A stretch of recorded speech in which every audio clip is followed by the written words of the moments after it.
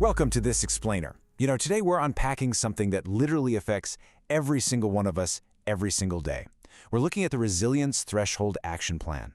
My absolute goal here is to guide you through this material and really break down exactly how we can understand and, more importantly, actively improve our mental adaptability. We're going to take these concepts and turn them into a totally tangible roadmap just for you.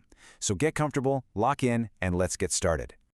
Okay, let's dive into this. Right off the bat, the source material hits us with a deeply personal, kind of profound question. How resilient are you? Seriously, I want you to take a second right now and actually think about it. Don't just gloss over it. Think about your day-to-day life. A sudden deadline at work, a flat tire on your commute, or just some unexpected personal news. How well do you truly bounce back? This isn't just some rhetorical flourish to sound smart. It's literally the foundational starting point for everything that follows. We absolutely need your honest self-assessment before we even touch a single tool or strategy. Because to actually answer that initial question accurately, well, we can't just look at resilience in a vacuum, right? Instead, we really have to examine two distinct, deeply intersecting forces that completely govern our mental bandwidth.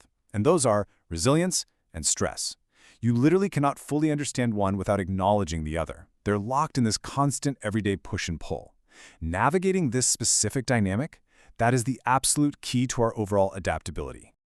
And this brilliantly illustrates the core dynamic we're dealing with here. It is such a delicate balancing act. You really need to identify both your current level of resilience and your current level of stress to establish a true objective baseline. Think about it. If you only measure your stress, you're only seeing half the picture. And on the flip side, if you only focus on your resilience, you're completely ignoring the actual weight you're carrying around every day. Mapping out both of these currents is absolutely essential to knowing exactly where you currently stand. Now, the great news is we aren't just going to leave this as some conceptual problem and guess how to measure these levels.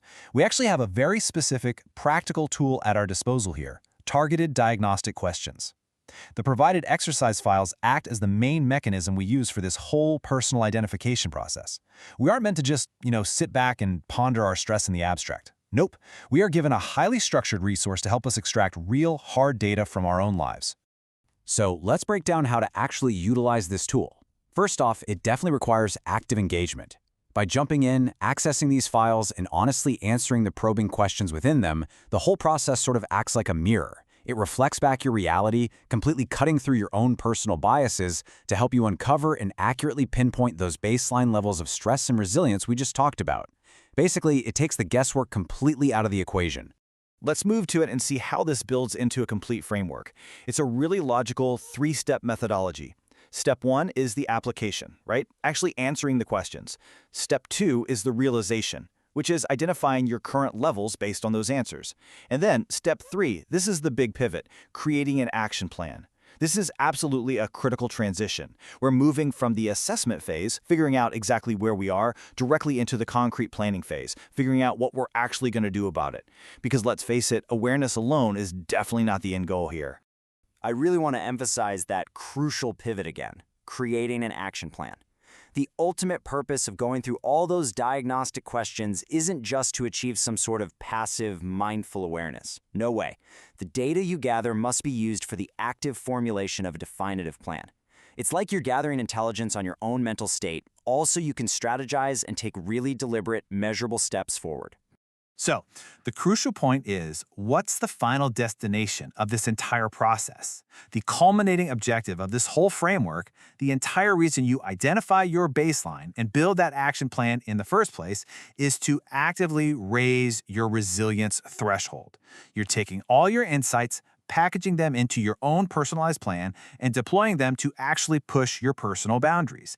The ultimate goal is to expand your mental capacity so that you can handle way more of life's inevitable stress without breaking.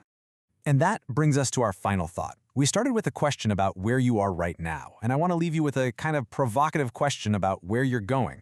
Are you ready to raise your resilience threshold? We've walked through a super clear, structured path today, from that initial self-assessment right through to creating a totally actionable plan designed to make you way more adaptable. The tools are defined, the steps are crystal clear, and the potential outcome, it's incredibly powerful. The only thing left is for you to dive in and do the work. Thank you so much for joining me for this explainer. Now it's time to take action.